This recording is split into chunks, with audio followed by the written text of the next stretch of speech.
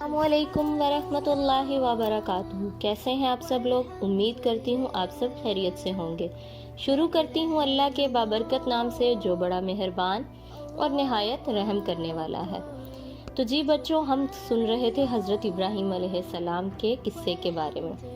جیسا کہ میں آپ سب کو بتا رہی تھی کہ حضرت ابراہیم علیہ السلام کو اس جلتی ہوئی بھڑکتی ہوئی آگ میں پھینک دیا گیا، جس کے شعلے اتنے بلند تھے کہ اس آگ کو دیکھ کر کوئی بھی خوف زدہ ہو جاتا۔ لیکن ہمارے پیارے پیغمبر کا اللہ پر اتنا یقین تھا بچوں کہ وہ اس آگ کو دیکھ کر بالکل بھی خوف زدہ نہیں ہوئے۔ جانتے ہیں بچوں کیوں خوف زدہ نہیں ہوئے؟ کیونکہ وہ اللہ کے دوست ہیں۔ اللہ تعالیٰ نے حضرت ابراہیم علیہ السلام کو اپنا بہترین دوست بنایا، کیونکہ حضرت ابراہیم علیہ السلام کا ایمان اللہ پر تھا۔ اسی لیے اگر ہم سب بھی اللہ پر اتنا ہی ایمان رکھیں گے تو ہم بھی اللہ کے بہترین دوست بن سکتے ہیں۔ تو بچوں، آگ کو حکم دیا گیا کہ ابراہیم علیہ السلام کے لیے پرسکون ہو جاؤ۔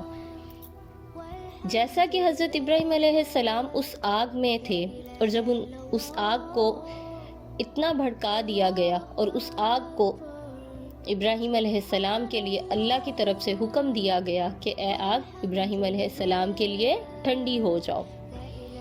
جب وہ آگ کم ہونے لگ گئی اور وہاں یہ لوگ اس انتظار میں تھے کہ یہ آگ کم ہو اور ہم حضرت ابراہیم علیہ السلام کو جلتا ہوا دیکھ کر جائیں، لیکن جانتے ہیں نا بچوں، حضرت ابراہیم علیہ السلام اللہ کے کیا ہیں؟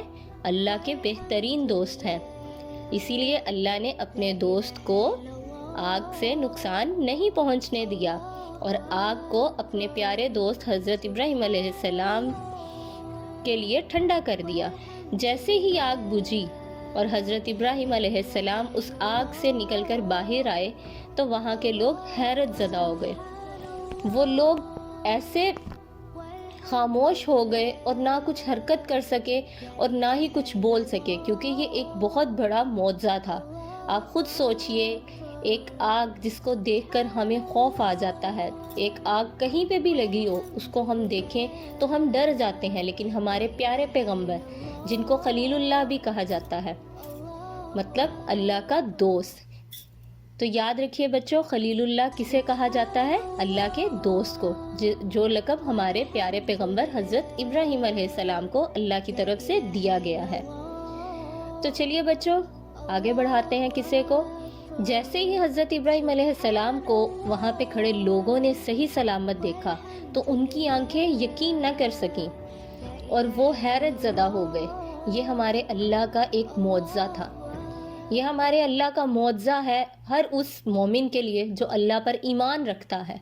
اگر آپ کا ایمان اللہ پر اتنا ہی مضبوط ہوگا تو آپ کو کوئی بھی چیز نقصان نہیں پہنچا سکتی، چاہے وہ انسان ہو یا کوئی اور ہو۔ اللہ کے حکم کے بغیر آپ کو کوئی چیز نقصان نہیں دے گی۔ جیسے ہی ان لوگوں نے حضرت ابراہیم علیہ السلام کو دیکھا تو وہاں پہ کھڑے لوگ اس معجزے کو دیکھ کر ایمان لے آئے اور آدھے لوگ حضرت ابراہیم علیہ السلام کے ساتھ وہاں سے چل دیے۔ تو جی بچوں، حضرت ابراہیم علیہ السلام کا قصہ یہاں مختصر سا میں نے آپ کو سنایا ہے۔ یہ قصے یہیں پہ نہیں ختم ہوتے، یہ قصے آگے بھی بڑھتے جائیں گے۔ ابھی تو حضرت ابراہیم علیہ السلام کا یہ ایک پہلا امتحان تھا۔ ایسے بہت سے امتحانات ہیں جو ہمارے پیارے پیغمبر نے، ہمارے نبی نے اسلام کی خاطر دیے۔ کیا ہم نے اپنے اسلام کے لیے کوئی امتحان دیا؟ کیا ہم نے اپنے دین کے لیے کوئی کام کیا؟ نہیں کیا۔ تو چلیے بچوں آج سے ارادہ کرتے ہیں کہ ہم بھی اللہ کے دوست بنیں گے اور اللہ پر ایمان لے کر آئیں گے۔ ہمارے سامنے کوئی بھی مشکل ہو، چاہے وہ ہمارے پیپر ہو یا کچھ بھی ہو، ہم کس سے ہیلپ مانگیں گے؟